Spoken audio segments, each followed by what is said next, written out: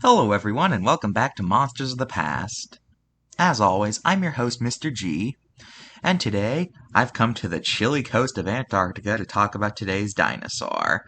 It was one of the first animals discovered way down at the South Pole. Ladies and gentlemen, Cryolophosaurus. Cryolophosaurus means cold-crested lizard. It's unknown what family it belonged to due to how early it was in the theropod evolutionary line, but we know it was a carnivore that lived during the early Jurassic in Antarctica. Cryolophosaurus was a relatively big animal, being around 20 feet long.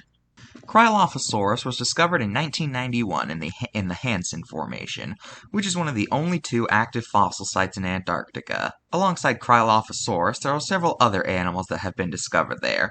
However, due to most of them being found from fragmentary remains, almost none of them have names, with the only other named dinosaur from the region being the prosauropod Glacialsaurus.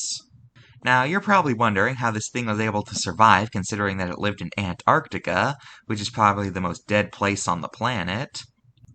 Well, the answer's actually quite simple. Back during the early Jurassic, Antarctica was further north than it was today, which made it significantly warmer than the frozen wasteland that only the most specialized animals can live in. Antarctica is still thought to have been pretty cold during that time, but it was more like a cold winter in the United States cold, rather than freezing blizzards in Antarctica cold, where you die after like 5 minutes if you're not protected. Because of this, it allowed actual plant life to grow, which led to plant eaters coming down to eat them, which in turn led to animals like Cryolophosaurus evolving to hunt them.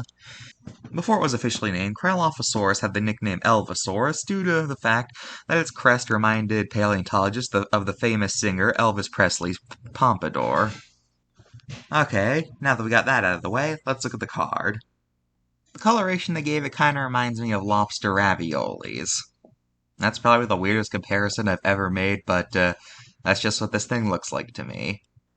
Anyway, this is one of those cards where I'm not exactly sure how to feel about. Because, appearance-wise, it's fine. It has a weirdly long tongue for some reason. And, yeah. Now, we don't know if Cryolophosaurus had feathers, but, some people do, due to the fact that Antarctica was still cold at the time, and the feathers would have helped with insulation more than just bare skin. But I can't really call that an error, since besides logic, we don't really have any evidence that Cryolophosaurus had feathers. I'm just gonna give this thing a 9 out of 10, because I never feel comfortable giving dinosaurs a 10 out of 10.